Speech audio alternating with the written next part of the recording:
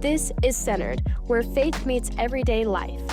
Our hope is to invite you into a better story, a story where you're made new through Jesus, living with God-given purpose, and experiencing peace, joy, and freedom.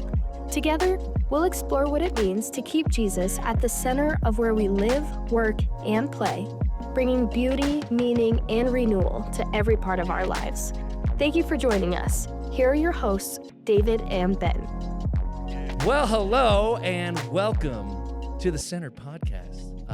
It's where faith meets real life. And I'm Ben Todd. I'm David Comstock. Yes, you are. And Yes, I am. It's Monday. Yep. We're back. Sad We're back on day, rhythm. though. We're It's back a in rhythm. sad day. A little earlier on in Monday. Denver. A little earlier. Yeah. Sad day in Denver, Colorado. Yeah. I think the Rocky Mountains did not want our beloved Broncos to win that Mother match. Earth. Mother Earth. What are we doing here? Bad theology, I but said it goes to. It must mean God didn't want it. yeah, no, then we you- can't say yeah, that. you No, we can't say I mean, I that. can say so it. we I are. don't- Yeah. No, it is Ah, a sad day. But sad day. you know, I'm sad too. we played way better in that first quarter than I thought we were without Oh, it was Bo a good Nix. start. Yeah, I was I- stoked for our team. I know It was all weather. I know Stiddy, and I expected him to come out hot and then do what he did. Well, You know, Yeah. it's the Jared Stidham experience. that's right. He spent some time on your He team. was a Raider. Yeah, he was a Raider. He was. Yeah. Yep. And so don't But tune out. you know what? I was not sad. No. Yeah, I mean, a little bummed, but Mm. I was like, man, our Broncos did good. We got a good squad. I'm excited for next year. Yeah. I'm great. Anyways. Forget you. No, all good. Hey, yesterday though, it was a great day. It was a great day. It was a In great the day. house, all around. All around, we had a beautiful, like, spirit-led welcome by Michelle Williams. She did awesome. Incredible. Yeah. Man, people were worshiping. I could hear them singing. It Yeah. was beautiful. Worship was intense. It was good. It was, yeah. You cursed Bronco fans that didn't come to church. No, I cursed Patriot fans. Oh, it was Patriot Yeah, it was fans. Patriot. If they stayed home for the Patriots, Oh. I pronounced God's curse over them. It was, No. it was confusing. Sorry. And yet, Let's clarify I that. feel as though we probably shouldn't curse people from the pulpit. I'm just, You just as a as a policy, as a- as an official church policy. You know, as That shouldn't someone happen. who cares deeply for About the the non-Bronco souls of fans people, in yeah. the room. Yeah, I guess I Um, didn't lead by know? example very well. Yeah, something to think Especially about. after Michelle told everybody's welcome Everybody's here. welcome. Everyone belongs Everyone, here, unless you're a except if you Patriots stayed fan. home and you like the Patriots. Yeah. If you Then would, if you're a Patriot fan and you curse on came, you and your know, family. that's good. You know, people came out for service. I thought we were going They to be did. a lot lighter than Well, we not only actually because were. of the Snow. game, but the snow, the weather. cold weather. Yeah. Yeah, it wasn't really like the snow hadn't kicked in. It snowed a little the night before, but it was cold. It was cold. That was a cold snap. I That don't know was- what that means, but people say it. Cold Yeah, snap. for Colorado, Yeah. that's cold. Whew. But okay, that aside, it was a great day, and I told you afterwards. I was like, it was an incredible message. I feel like it was spirit led, Mm. and because it's not what you were planning. No. But also, like, really, I told you, I was like, I didn't want to get up. Like, I'm sitting in the sitting in my seat. I'm listening to the sermon. My timer hits on my watch, so I know it's time to go, to the back and get ready for worship. And I was like, I don't want to leave right now. I'm taking notes. It was really good, really good. And so, I'm excited for today's conversation. Yeah. Yeah, I think the topic was approached and handled in a way that was different than what people were expecting. So I'm sure people who have grown up in the church, they've heard like all kinds of things about work and work ethic and all of those things. And I don't think they were expecting to get a sermon on Sabbath and rest in our I think understanding it's the of exact the word. opposite of what they expected. Totally, yeah. So Yeah. it took people, I think it took people by surprise, but I noticed a lot of people leaned in. Yes. And I could tell it resonated with people's hearts, with where they're at. And I think as a culture, we are exhausted, man. Oh, yeah. I mean, we're politically exhausted, we're relationally exhausted, we're vocationally exhausted, we're relational. I just think there's an exhaustion in our culture right now. And Well, I think that's the word I was sensing is like there was a real attentiveness. yeah, Everyone was locked in to this message that I'm not what I produce. mm-hmm. Something so much more. So, yeah, I'm like I say, I'm excited for it, and we know. Actually, okay, when you were done, I was shocked. I saw you closed your iPad. Yep. I was like, he's still got 2 points left. I don't know what's happening. Literally 2 seconds before you closed your iPad, Stephen A.G. and I were like, well, he's nowhere close to done. And then you close your iPad. Like, he's done. I think he went to the bathroom thinking he had all sorts of time. Totally. And I'm like, oh, we're scrambling to get back. So you promised us a long podcast. Yeah. Because we didn't didn't get after to it. everything. So So we're gonna get after it. I think it's time to figure out how much do you have on the cutting room floor? Yeah. A lot, man. And here's the thing that I want people to know is that I am learning as a communicator to be attentive to the Holy Spirit. I work hard to prepare, and sometimes I feel this obligation to get everything that I prepared out. And I'm trying to get better at listening to the Holy Spirit and being like okay with what the Spirit wants to do instead of what David wants to do in the moment. And That's hard. it is hard, but it was like I felt like the Spirit was so clear on Sunday. Like literally, like if I had like an Italian mom, the Holy Spirit would have hit me in the back of the head. You know what I mean? Like gave me like the back of the head slap. Like, nope. Yeah. You don't go there, And I was like, because I was sitting there like processing like, okay, how do I cram all this in 4 minutes, or whatever that thing is. And I just felt the permission to say no, to stop there. And man, that alone, I think, is like a gift and a lesson for us. That the Spirit speaks. He wants to lead us. And funny, you'll hear in a minute, it's actually a part of one of my points is what does it look like to walk with God in our everyday stuff of life, to listen for him. And I'm going to talk a little bit about the difference between having a relationship with God that is more like the Old Testament relationship where we go in and out versus having him tabernacle in us and dwell in us. And so we're going to talk about that. Yeah. No, it's really good. And it's poignant because I know one of the things I'm like asking all the time is like, how do I do that? Like, how do I listen to, one, hear the Spirit, like create space for that, right? But then two, like discern that it's the Spirit and act on it. And so like that alone, that ability is a gift that, man, if we could learn as a community, powerful. Yeah. We'll get there. We'll get there in our in real life thing. But as far as the cutting room floor, I wanna start with this idea. So basically, if you're just tuning in, you weren't there, you didn't have time to listen to the sermon. We're talking about You missed out. idea. You missed out. But we're talking about this idea of the purpose of humanity. What do humans exist? What's their calling, right? What's their purpose in life? And oftentimes we spend a lot of time rooting our identity in what we produce and what we achieve. And our identity is kind of rooted in this, either in our successes or our failures. And the big aha moment of the day was that we are called to first and foremost root our identity in rest.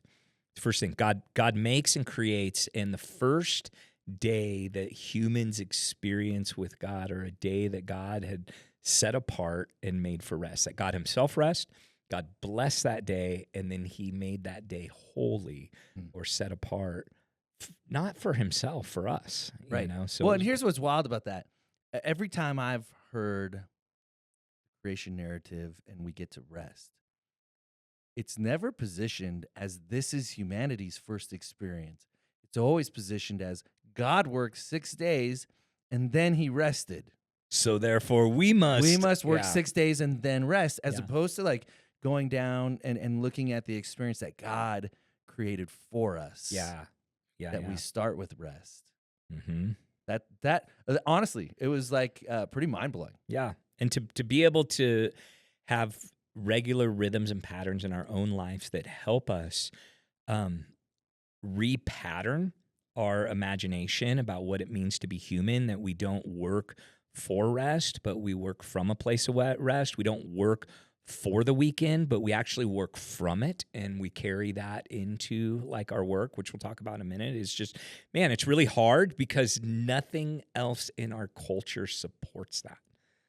Right? There's not any other philosophy, or there's not a lot of help we have in being human to like support And that seeing the idea. world that way. And seeing the Yeah, world that way. yeah. So it's really hard. Like it really Absolutely. is hard. So there's no like magic bullet there, but there are small things that we can do to help our hearts be at rest. But one of the things I don't want to miss is that and I said this in the sermon, that rest is about trust. See, what God is mostly concerned about in that whole idea is this idea of, do you trust me?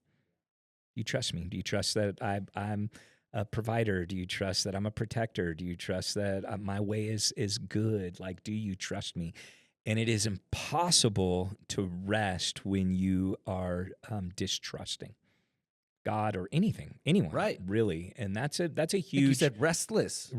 Yeah. You know? And our hearts are restless. Yeah, when we because we don't trust God. Yeah, and when I don't trust, dude, I'm like thinking through scenarios and what ifs and all these different things.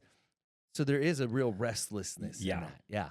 And oftentimes the area of distrust centers around provision and finances.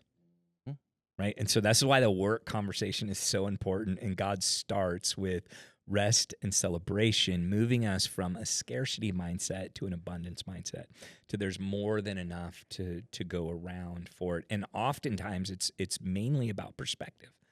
Like we like right now, I'll give you an example. Tara and I are she's moving from working 3 days a week to 1 day a week.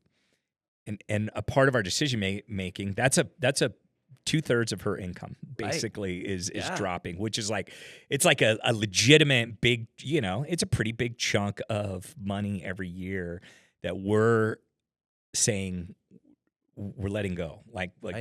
we don't need it anymore. And so we're having these conversations, and both of us are trying to figure out, we know God has told us to do this. We know why, right? There's things that God is calling Tara to do that she's not afforded to be able to do because of the emotional, physical, and just time constraints of working that's there. And so we're trying to create margin in her life for her to actually be obedient to God, what she wants to do. It's huge. But when you're like, okay, I got to figure out like how to live off of like $30,000 less a year or whatever that number, whatever that number is, it's not insignificant. No. It's like, so Requires trust. tons of anxiousness. And Yes. as I'm trying to bring this to the Lord, like God is just like, and here's what's funny. Most of what is required of me to be obedient in that has to do with luxury and convenience, not protection and care. Yeah, that's real. So it's like, oh, David, you just can't go get a tall, flat white, vanilla, latte anytime you want. Like you just can't go do that. Anytime you see a pair of shoes that you want, you can't just order it. You got to like think and be more strategic. Yep. So most of our fear actually is not around survival. Most of our fear is around comfort.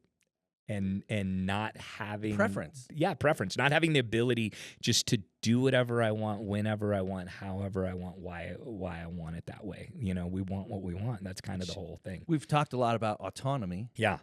But they're part and parcel, They're right? part and parcel. That is very much a part of autonomy, is being able to say, I want this when I want this. I do this when I want to do this, without having limitations or boundaries. Right. So, yeah. And they're good, man. And that, so a part of this idea of rest confronts not just our need to have our identity rooted in our own achievement, but it's also confronting our lack of trust in God to care for us.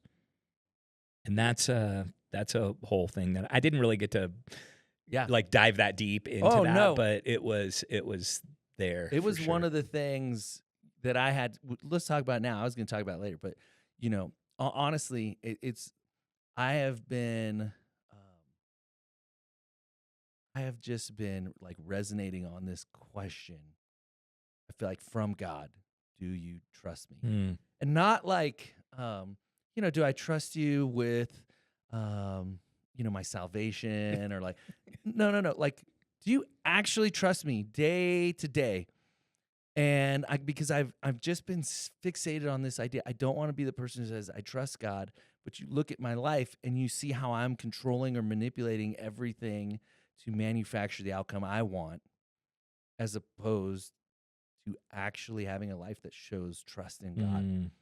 And the answer, the conclusion I've come to is no, I don't. Just simply no. Like, I just don't. And which is funny. You're like, not with my eternal soul. No, that's fine. That's easy to do that. Yeah. But today, but with my I'm worried bank about account today. or with my calendar or These with my way lesser things.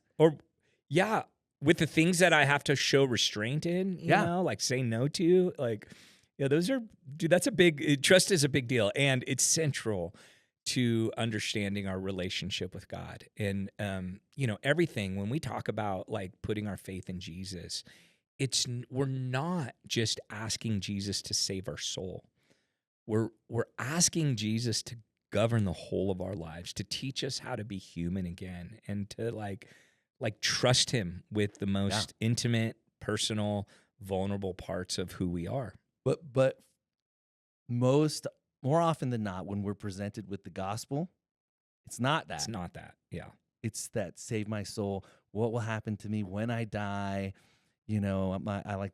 Are you in the Lamb's Book of Life? Whatever. Yeah. But it's that premise. It's totally. It's this like platonic view of heaven being this separate place apart from the body, and like, as opposed to Jesus not saving our eternity, but saving us like here and now. And what does that look like? And how do we do that? Yeah, totally. Yeah.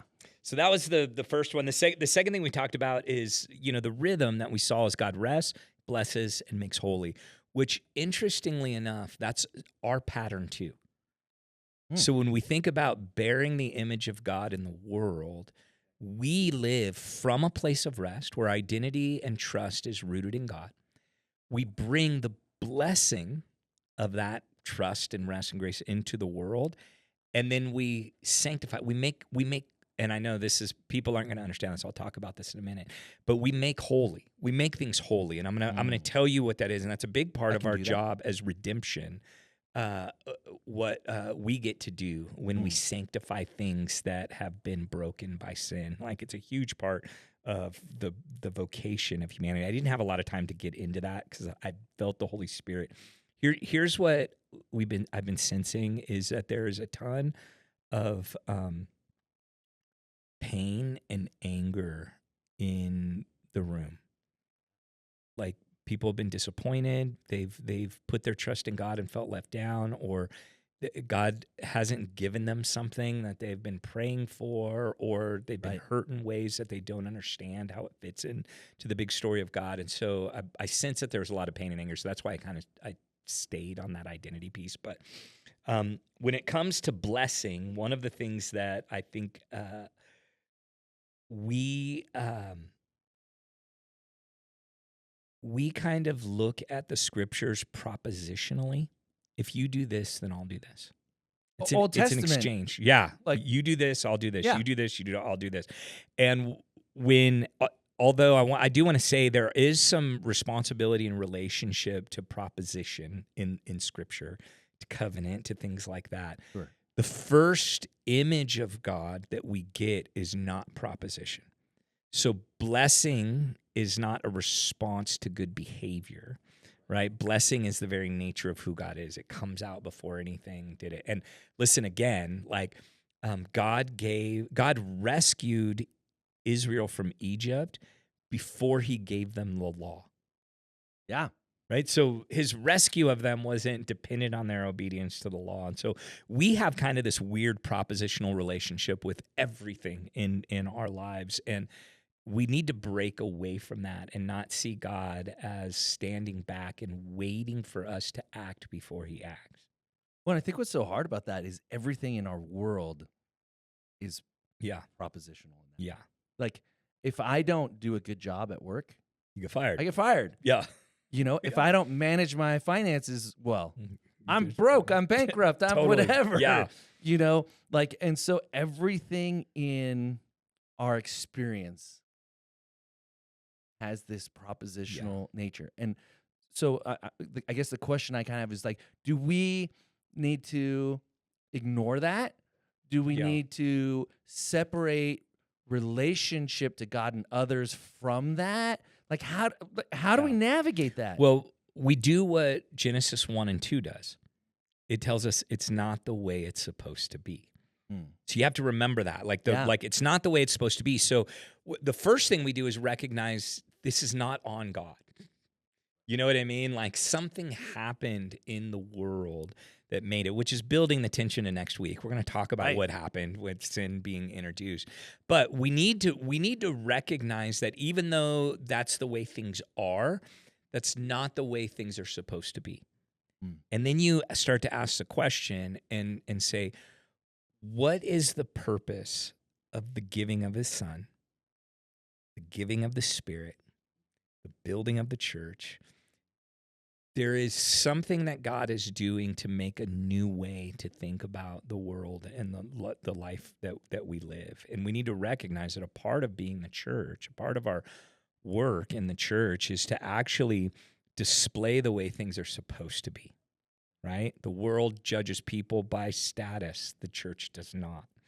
The world uses and takes people even in oppression or death, right? The church doesn't operate that way. The world puts dividing lines of hostility and culture. The church doesn't do that, right? And so Genesis 1 and 2 is giving us a vision, not just for vision's sake for us to look forward to the future, but to start to carve out a new way of thinking and living in the world today. And I think that's really important because we do feel that tension. Like, I go to work and I might have a boss who is a jerk. He's oppressive. He's whatever, you know, he's filled with pride, unreasonable or whatever. And I don't like shake my fist at God, you know, and be like, this is your fault. It's like, no, it's broken because of sin. It's not supposed to be that way. And then my response is, I don't want to be that way. Remember, Jesus gave a story about a ruler who the servant owed the ruler some money. The servant couldn't pay him back. And then the servant goes to the ruler and he pleads for his mercy. The ruler is merciful over him. And then the servant turns around and someone who owes his money doesn't show him mercy. He actually oppresses them even further, which is like the harshest extent totally of the law. of that thing. And so there's two things there. One is the king, the original master, was a reflection of God. Right. But two, we are supposed to bear that image in the way that we treat and do that with others. And so, there's this responsibility that we have to be different, even though we might be under an oppressive boss or whatever that's there. So good. That's kind of, that's the blessing idea. And then the third idea in there that we didn't have a ton of time to talk about was this idea of God making a day holy. And we have a very skewed relationship with holiness because we typically attach holiness to morality. Yeah, duh. Like, oh, that person thinks they're holier than thou, or you know what I mean? We get these ideas. But in the scriptures, it's funny. Holiness is actually set for two things: time and things. And the things that were holy in the temple, they were consecrated in the temple, they're set apart for the use of God. And so we become holy. Now listen, of course, morality is a part of it, but it's not the whole of it. But we become holy or experience holiness when we're set apart for God. And that's really like there's a day that's set apart for God, but there's also a creature in the garden that is made holy, right? So when God says this day is holy, the imagery that's there is to enjoy. Remember the Moedim, the festival, the celebration, is to enjoy rest with God. That's the invitation of that moment. And so Yeah. things become holy and sacred when God is in view. Hmm. Worship, Yeah. service, family, parenting, like spousing, And the I don't know, mundane. the mundane, like things even in the mundane can be sacred space, right? Hmm. And that's why I read this these prayer liturgies from an organization called Every Moment Holy. Because part of our goal is to help bring things under or in alignment to God. And that's a part of making something holy, setting it apart for God and with God. It's what makes our work as Christians when we proclaim the good news about Jesus. We're legitimately sanctifying or betrothing souls back to God where they belong, in that thing. So there's a holiness there. So that was the first part. Wow. Yeah. There's a lot there. I know. I'm like, Sorry. where do I even go? It's just, No, it's okay. It's okay. There's purpose number 2. So that was point number 1, which people heard most of that, just not an expanded view of that. But purpose number 2 or vocation number 2 is we are created to work with God. And man, I said, man, there is something beautiful that happens when you watch a heart at rest go to work. When you watch someone work not for survival or for because of their insecurity or to impress or prove themselves, but you just watch a heart fully at rest go to work, it is magnificent. And I see this in sports. You know what I mean? When you just you ever just see someone, they're just created to do what they're doing. I follow a couple tennis players, and the ones that I love, the ones that I love the most are the ones that are unassuming and humble. That they're not trying to like prove themselves on the court. They just love what they do. Their heart is at rest, and they would do this if nobody was watching, type of deal. And there's something beautiful about that type of work, and we get glimpses of it in places all the time, and there's something unique on it. We can't put our finger on what it is, but what it is that their work is detached from their identity. But their identity is poured into their work.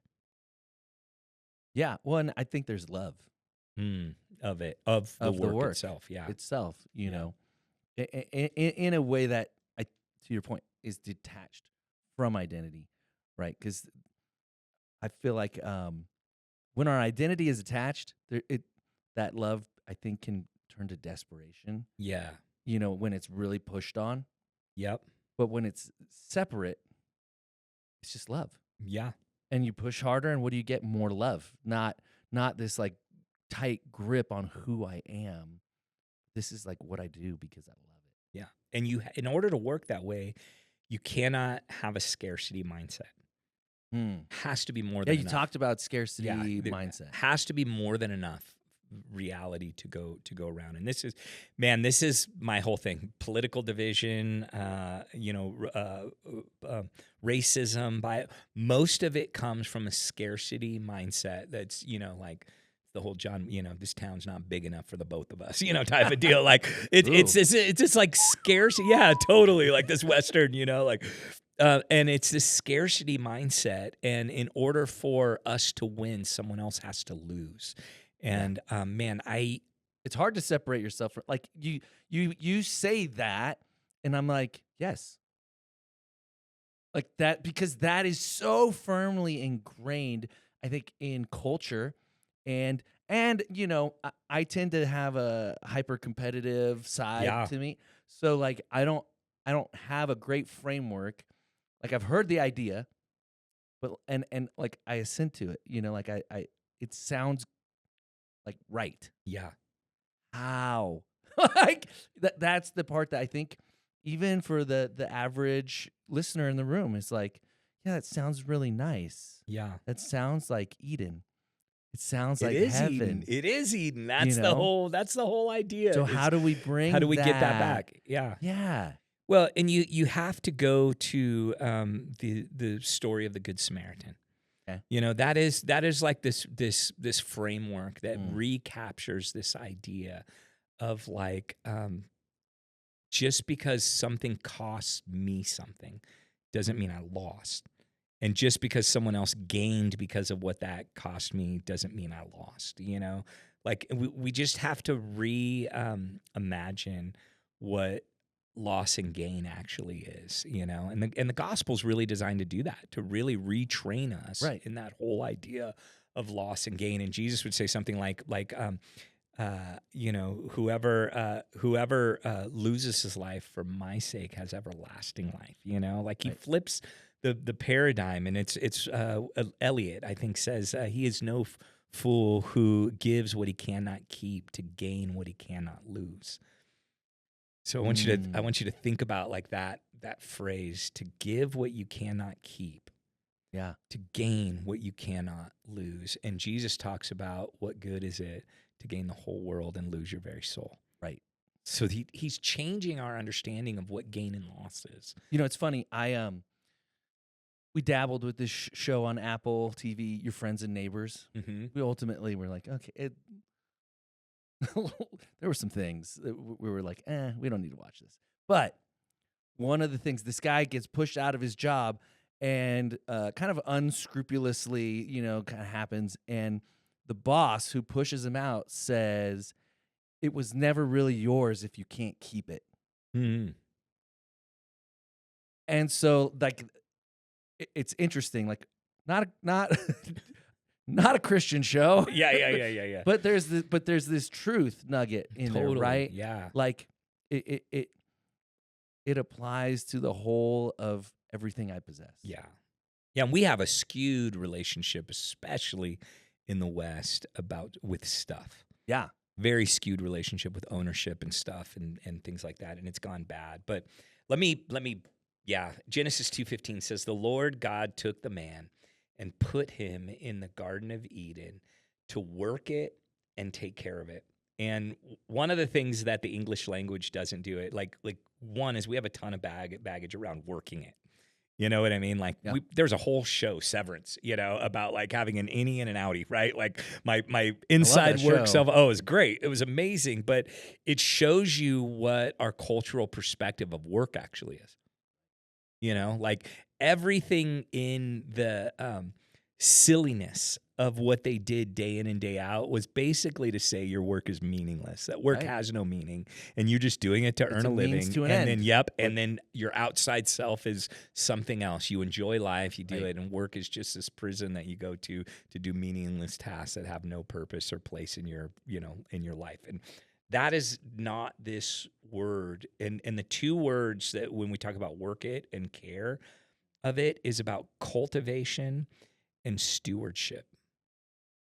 So cultivation and stewardship. And it's really important to understand that work is not the result of the fall. Work is not punishment for sin, but work is part of God's good design. Like before sin entered in the world, God himself worked. What's that? We're in Genesis 2. Yeah. Not 3, not 4, not 5. Not after. Yep. Like we're in before the fall had happened. And one of the things that would have been unthinkable in that time for mythology was for God to work. To be a God, you didn't work. And the image that is shown, and I've talked about this before, is that God stuck his fingers in the dirt to form man. So the reason why he didn't just speak and man was formed is because God wanted to give an image of himself where he's willing to get his fingers dirty with us and for us. Yeah. That's huge. Like that would have been a huge thing. Like, whoa, like mainly, you know, we're watching like Percy Jackson's, you know, the Olympics, like, and it's all about like these gods and dude, they're so conniving and they use other people as pawns for their own games and this and that. And that's not God. It's not the God of Genesis. It's, and on purpose, he's painting a different picture of the God we worship, the one true God of the whole world. But we have to understand that God works. Like God gets his fingers dirty. God's not above like good work, because work is beautiful. There's something in work that is important. But there's a difference between cultivating and mining. See, cultivating creates space that moves beyond your work and blesses others. Mining takes away from space. Stripping it. It strips it away from what's there, and it doesn't Just the good leave it with parts. anything. Just the good part, Yeah, and leaves take all the good. everything else Mhm. in that. And oftentimes we go into our work with a mining mindset. Mm. What can I get? I get benefits. I get a paycheck. I get maybe work that satisfies me. And then Mhm. if you even go more devious, I get my identity. I get my sense of achievement. I get my sense of worth and value. You mine from work, and the reason why we start with a heart at rest is so that we can bring ourselves into our work and contribute to it and cultivate. And it doesn't matter if you work at In-N-Out Burger. Doesn't work out if you're a mechanic, if you're a lawyer, a doctor, wherever you go, there is a call and a responsibility to bring ourselves to that work. And you can see it. Oh, yeah. Like, I'm always aware. Lauren and I always we talk about this when we go to any kind of service industry type of environment, and the person there is full of joy, kind, responsive to whatever your needs are, understands their work, and like does it well. Totally. Whether it's the most menial thing or this whatever prestigious type of Yeah. role, And leaves a doesn't positive matter. mark. Yeah. Dude, we've been going to the 49th. That's like our third place. And we met a server there named Hannah. And she brings so much joy to every single person that she serves in that place. And I watch her go from table to table and bring herself into that situation and just serve people with love. She's cultivating.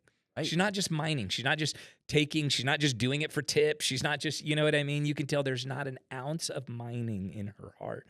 And she's an inspiration. Like she's an inspiration to what it Right. means to have that thing. And cultivation is a choice that we have to make when we commit to working in a place. Like the heart of cultivation, like making it better no matter what the circumstances there. And it's literally like every person that works in a place is an opportunity for the image of God to enter into that community, that space. The idol, the image, right? The presence of God into that space. And so I love that. And then Same. the other thing with this idea of work is that God gives the creational mandate. I place a man in it to work it and to care for it. He says, "Be fruitful, multiply, subdue the earth, have dominion over it." Like he gives us a ton of authority in what we did, and then sin hits. But one of the things that we see preserved from the garden is the creational mandate, and so even with Cain and Abel. Right, he gives them the mandate to work the garden. After things get really bad in the flood with Noah and his family, he gives them the creational mandate, to do the garden. For when Abraham and his family, it's the ultimate covenant blessing of like through you'll be blessed. But even in oppressive times, Jeremiah is a prophet that was sent to exiled Israel. They were captured by Babylon, and everybody is sitting there and wondering like, hey, when is God going to rescue us? When is he going to come back? When are we going to be free from it? When are we going to be able to go occupy our promised land again? And all the prophets are being like, just hang on, bite on. And Jeremiah comes. He's a party pooper. And he comes in and he's just like, no. He's like, actually, you're going to spend 70 years doing this. And then what he does is he reinstitutes the creational mandate. He says, here's what I want you to do. I want you to build houses. I want you to plant vineyards. And he makes this statement. He says, I want you to seek the welfare of the city. And then he says this, for in their welfare, you'll find your own. Right. You're like, you mean in the corrupt, Babylonian Right. nation? You mean under Nebuchadnezzar, the most ruthless leader that ever lived? You mean with all of this war and hatred and oppression going on, you want me to seek the welfare of that? Yeah. The answer is yes. Yes. Like that's it. And Jesus reintroduces it in a really beautiful, redemptive way when he gives us the Great Commission. And what we shouldn't hear is just kind of this like stoic missionary, view of work. But when he says like, as you go, and he talks about, baptizing all nations in the name of the Father, Son, and the Holy Spirit, teaching them the way of Jesus. What he's talking about is his healing, cultivating, blessing, sanctifying, make holy ministry that he's working in. He's recapturing this image of the garden. Not just save souls. Yeah, not just to save convert souls. them. Yeah. And interestingly enough, Abraham Kuyper has this famous saying, and he says, there's not one square inch of all of creation about which Jesus doesn't cry out, mine. Sounds really cool, right? God's awesome. But what I didn't know is that quote is actually a commentary on the Great Commission. And what Abraham Kuyper is saying is that Jesus is reclaiming the earth by sending humans into it to do the creation mandate. So when you walk into a Starbucks and you bless and you serve and you bring that kingdom, that is a little slice of Jesus Christ saying, this is mine. Making holy, sanctifying, bringing in.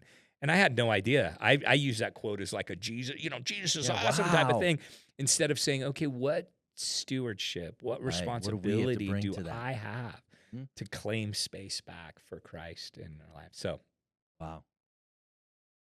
Yeah, that's far richer than just, with the Great Commission in particular, like go take territory by converting people to Christianity through like that whole means of, like we've touched on already. yeah.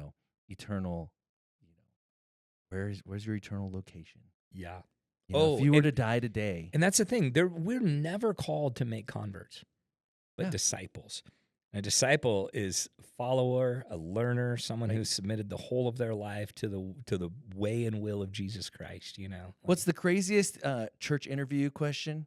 When you want to work at a church, it's like, okay, evangelism or discipleship? Yeah. And it's like, what? Aren't they the same thing? Yeah. Like they're meant to be. They are meant to be, and we've separated them, which has made the church way less effective in fulfilling Abraham Kuyper's vision of every square inch. You know what I mean? Yeah. To be honest, it actually hurt the mission. Absolutely, because it detaches these two things, so that they're different activities, and so then you'll have these churches like, well, they're really good at evangelism. Yeah. Or they're terrible at evangelism, but they're really good at discipleship. Yeah. And usually even what they mean about evangelism is there's one person with a really charismatic personality that they're drawn to, and so they get a lot of people to say yes, and they create get wet. those types of environments. Yeah, totally. And usually the discipleship-oriented churches aren't good at that. Totally. They don't have that kind of person or those kind of resources. Because we disciple to keep instead of disciple to send. Right. That's where we miss the missional thrust of that. Yeah. All right. You ready for the third one? Okay, hold on. Yeah. I want to do something because we're 43 minutes in. Yeah. Dude, I wanna have some fun. Okay. Yeah, we'll stop. We'll come back to you. We'll come back because this is the one I'm most excited about. Yeah. Okay. I want to come back to it, Yeah. and whether or not we get to my questions is almost like I don't We'll even be care. fine. This Yeah. is good. Yeah. Okay, so just for funsies. Just for funsies.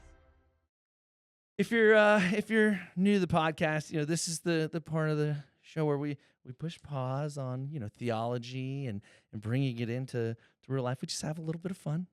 Just a little bit of fun. And you referenced at the top of your message, do you understand the assignment?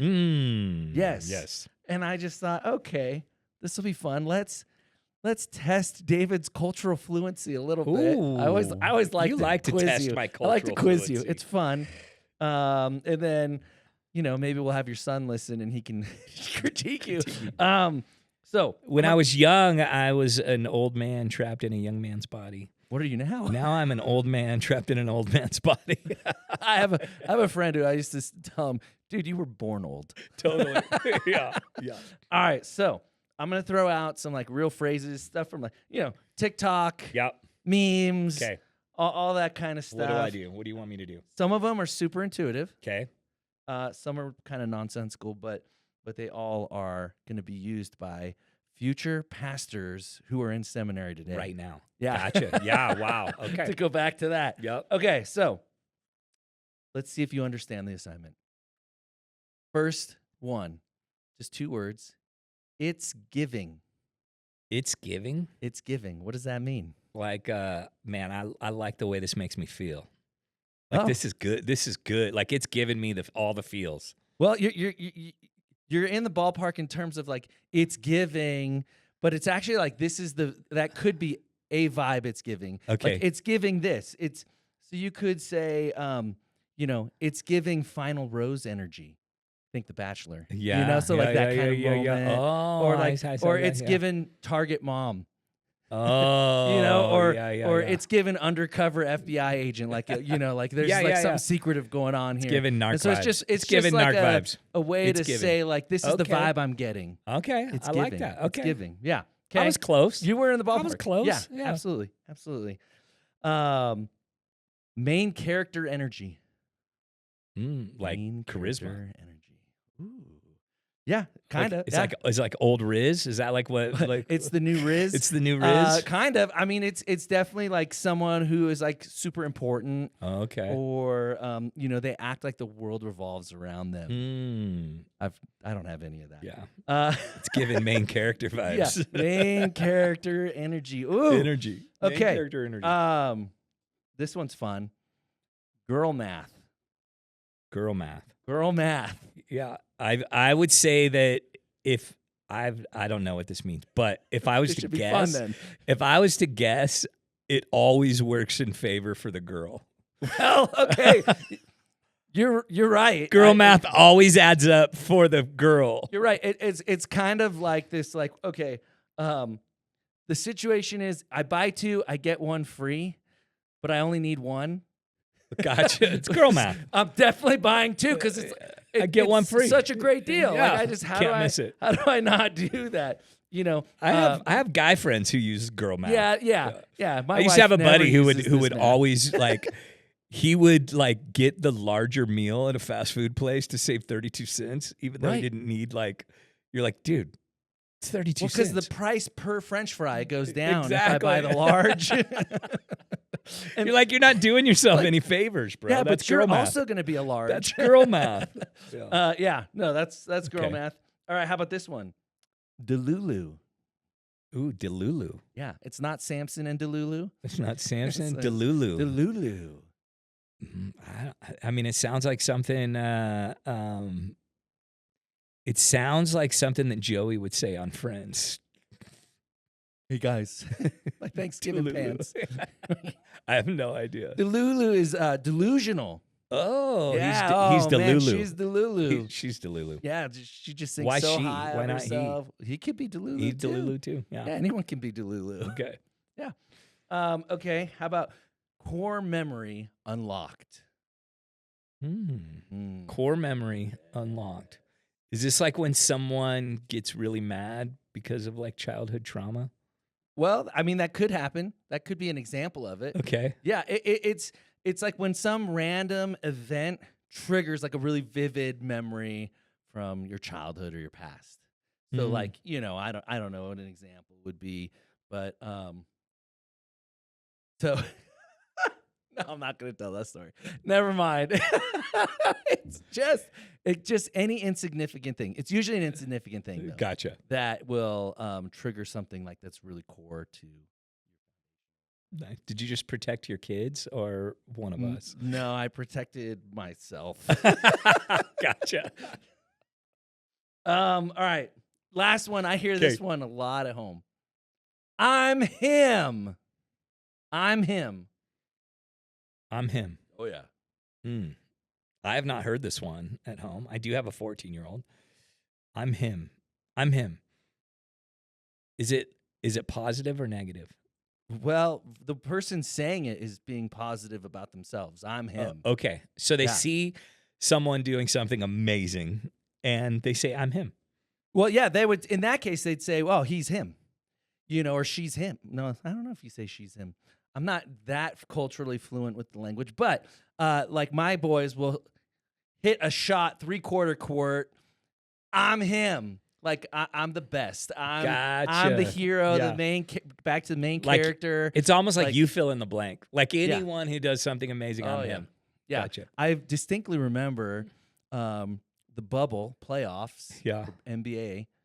Anthony Davis hitting a game-winning buzzer beater against a certain team from a certain city that I live in that I will not name, and yelling out, "I'm him!" So it's been around. I for can a see minute, that. I can but see yeah, that in your Yeah. face. I'm him. I'm him. So that's it, yeah, Dude, man. you gave me some good I'm here to teach. words, dude. You know? I'm gonna adopt some of these. Yeah, yeah. I wouldn't recommend "I'm him" in a sermon. I'm him. I'm him. That's how you close. I could work it in. I That's could how you work it close in. the I could do it. sermon. I could do I'm it. him. You just shut the challenged me. iPad and you walk off. Mic drop. All right, that's a little fun. Let's get back to that cutting room floor. This is the one you're excited Get back. about. This is what I'm excited about. So, purpose number 1, we are created to rest with God. with. Purpose number 2, we're created to work with God. And we talk about work, so we're talking about trust, and then we're talking about cultivation and stewardship. So what does it look like to have an attitude of work, cultivation, and stewardship? Which, by the way, it takes you can't cultivate and steward well with a scarcity mindset. So you can't makes do sense. that. That And so that's a part of that thing. But second is we're created to walk with God. And this was getting a little shadow of into our text next week. But one of the phrases that we kind of pass over in Scripture is in Genesis 3:8.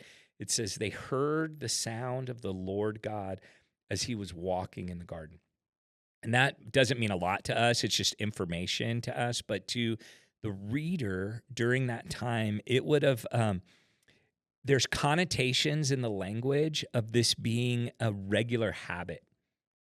Walking in the coolness of, he's on a walk. Yeah. And what's he doing when he's walking in the garden in that moment? Do you remember? No, I was thinking of Will Ferrell. I never know what she's doing. No, he's looking for Adam and Eve.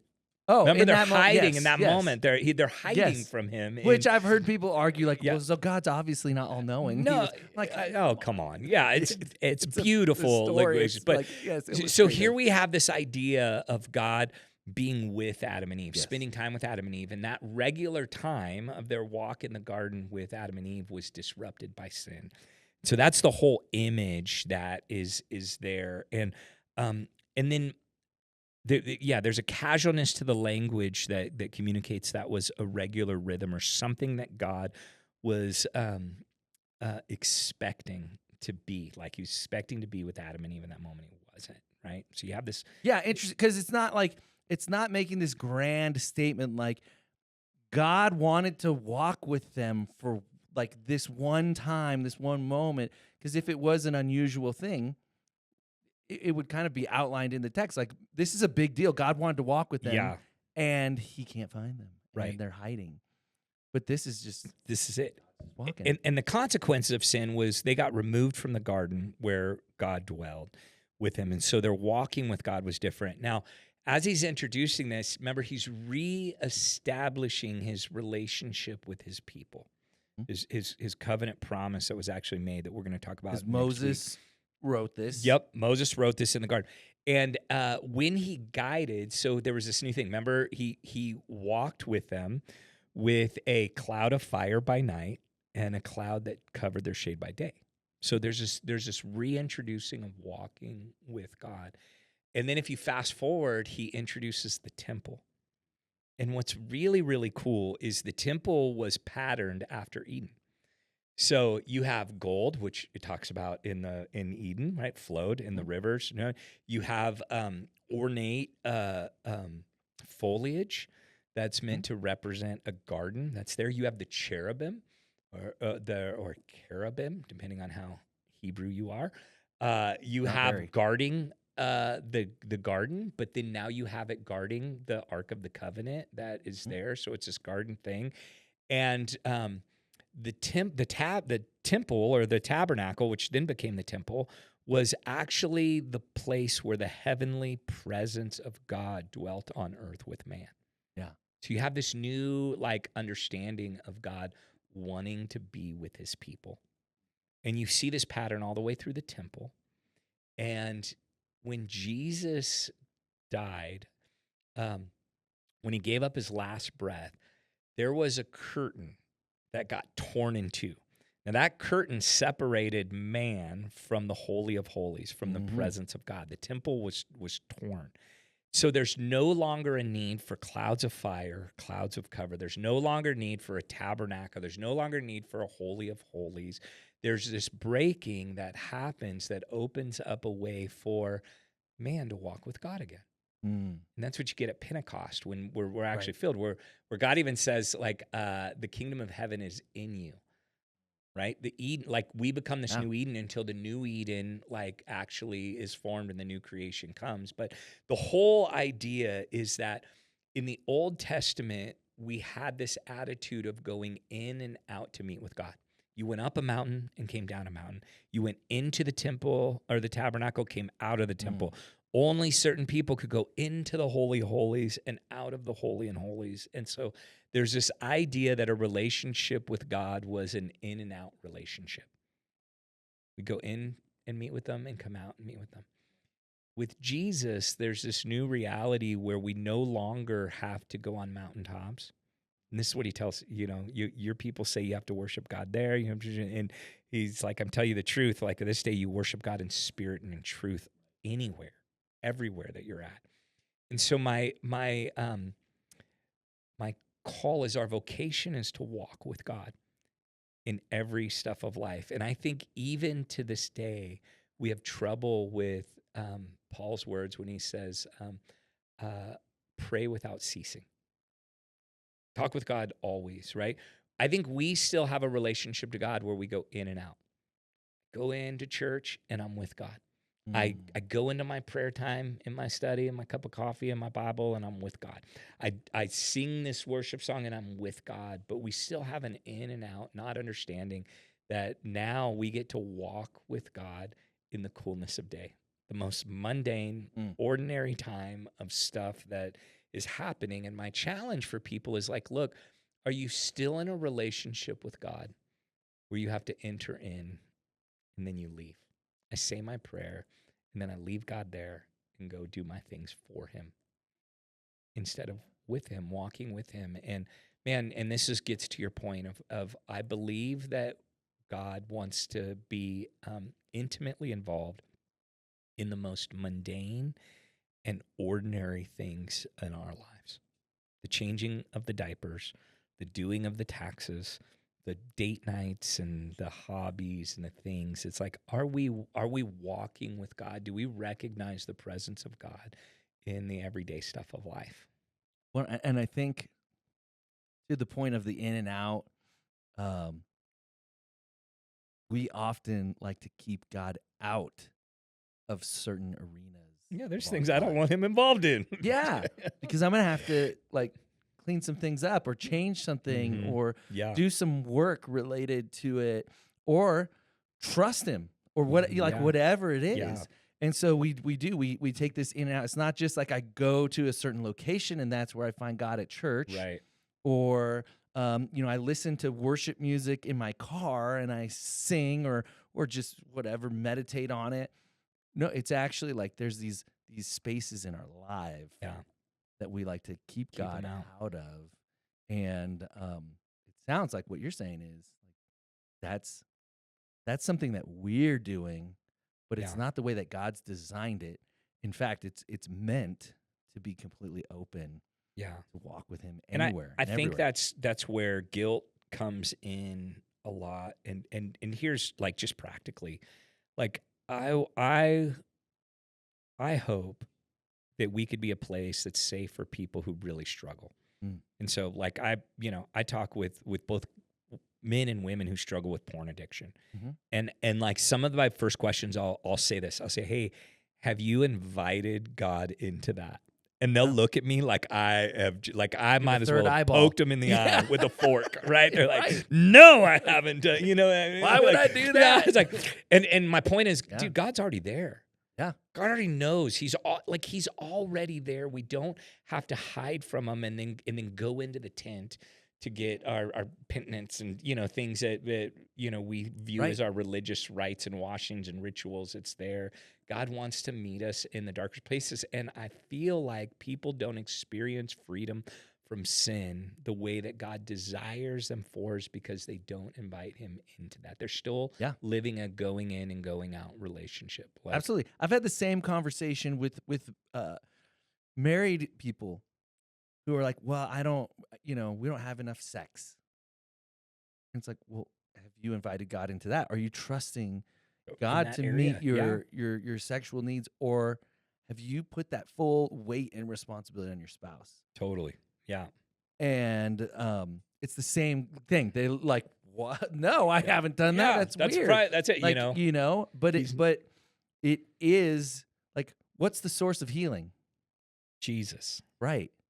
But we like separate because Separate 'em. well, yeah, no, God's not interested in my sex life, or I'm not interested in sharing that with Yeah. him. Or my emotional life, or Right. my Fill in the blank. disdain of self, or my self-image, or whatever that thing is. The of stuff you inviting were God talking into about there. the end of your message, which I loved that story of like, your dad Yeah. and wanting to be found, Yeah. and how as in our childhood it looks one way, but in our adulthood Mm-hmm. it looks different. And some of us are wanting to be found, but we're hiding in some really dark places. Yeah.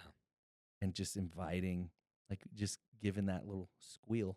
Totally. picturing little The giggle David out. squeal. God wants to be there in our things. And I know that's harder to It like, is hard. man, having having an unseen presence in our lives is weird. It is a strange thing, but I cannot communicate enough that the story the Bible tells is about God dwelling with man, not man going someplace else, which a lot of things that are just cultural that we've attached to the Christian story, but that the ultimate story is about how God is making a way to walk with his creation again, to be present and tabernacle here in our hearts first, and then in the new kingdom when it comes.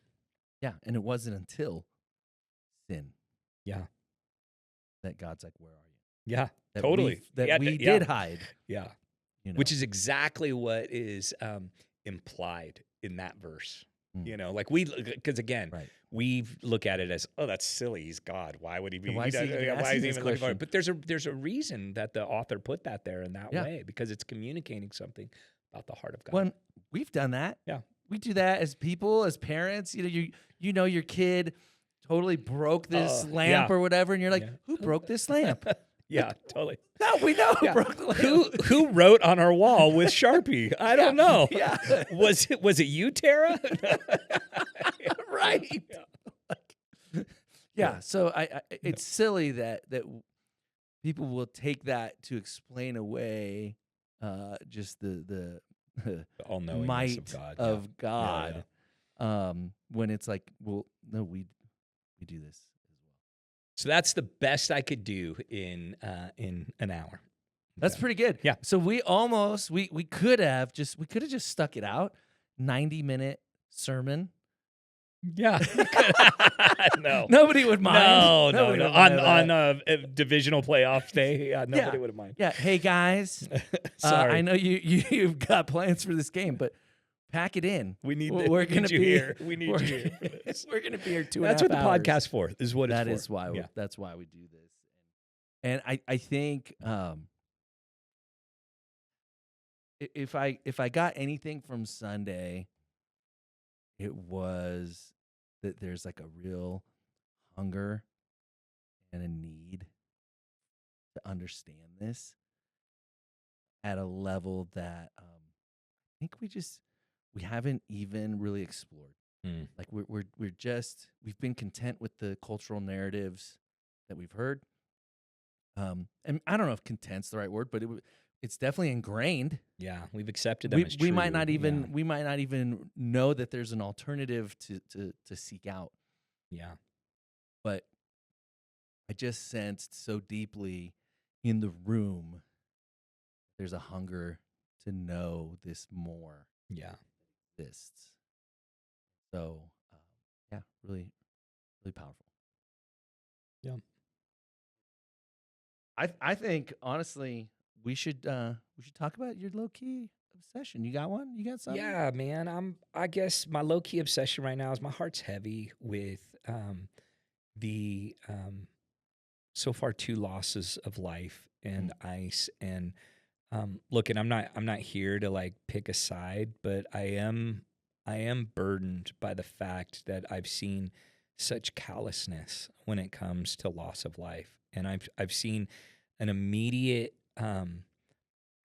desire to try to figure out who's right and who's wrong, instead of lamenting that this is not the way things are supposed to be, that loss of Right. life is never okay. And Right. that, and so, yeah, you had both an American, 2 U.S. citizens die because of the conflict that's going on between immigration and our federal government right now. And man, it just breaks my heart to see Christians quickly be more concerned about who's right and who's wrong than be concerned about death. And that is the immediate response that I'm seeing. Oh, yeah, and maybe it's my algorithm, I don't rightness. know, but I'm not seeing any like thoughtful conversations like happening. It's just all reactive, Yeah, I the best I've seen is, let me give you 2 seconds of lament because it seems like the right thing to do is how I'm perceiving it, and then let me tell you why I'm right. Yeah, And it's same. That's what I've. It's that's what really I've seen, like it's it been feels like obligatory check lament. the box. Yeah, it's obligatory Yes. lament. It's not real lament of like, can we just stop and say like human life is being taken away in this season, and we just need to say that's not okay. Like we need to figure that out. Like it's not okay. Like right, and any more than it's okay in other circumstances. so any circumstance, yeah. Like if we believe that we're created in God's image, that we're all worthy of like dignity and life, and man, we should lament anytime someone dies. Yeah, and it's been it's been on my heart and mind. I almost said something on Sunday, and I felt between the message I wanted to give and like silly things like just Broncos playing. It's like I didn't want to like distract from the day. I don't know. It's like it was like a weird feeling. You did say something though that I thought was poignant in just something to the effect of a lot of people are very upset about the country, but have no concern for their neighbor. Yeah. And it like it should be the kind of thing that just makes us pause as Jesus followers. Like, is that true of me? Yeah. Yeah, we're way too connected to everything that's going on everywhere all at once, and I just don't think the human we're not built for it. Yeah, I just don't think. Yeah, I don't think we're built for it. I don't think we have the emotional like stability for it, and the intellectual stability for it. And it's like, but we can care for our neighbors in a way. And what I'd say, man, if you're frustrated with things going on either side of the conversation, like Jesus teaches us to always examine ourselves first. Where is my life embodying the values you're espousing? Which is way harder than posting. Oh, yeah. Yeah. Truly. Yeah. And it's why so many of us just default. Correct. Yeah.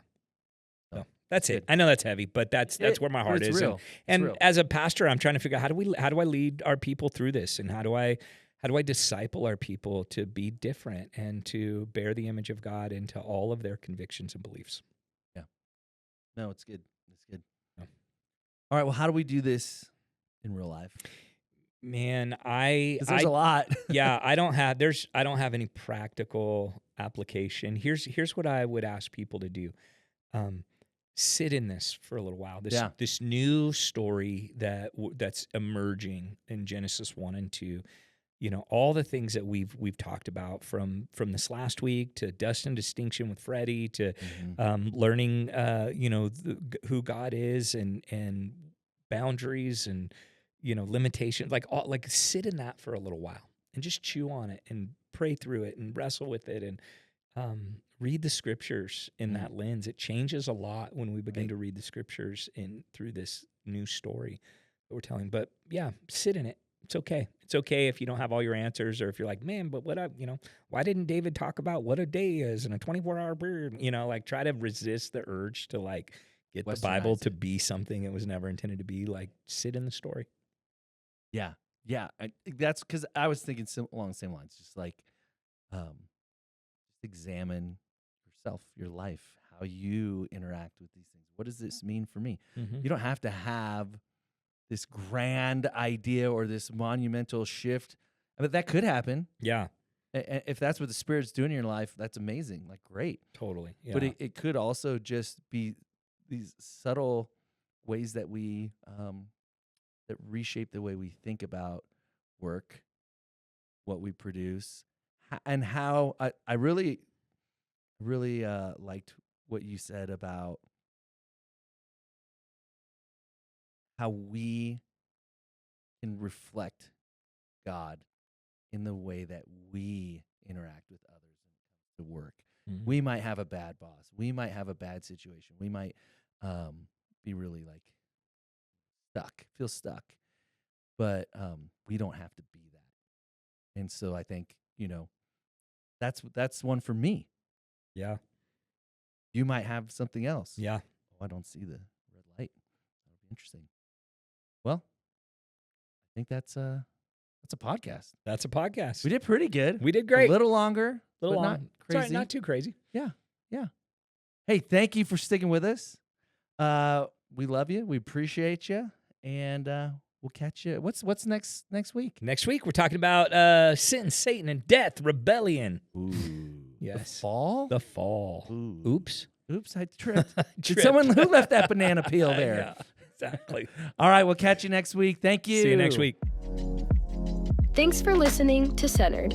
Be sure to subscribe, leave a review, and share this episode with a friend. You can listen to Centered on your favorite podcast platform or watch on YouTube. To learn more about Mosaic or connect further, visit us online at welcometomosaic.com. See you next week.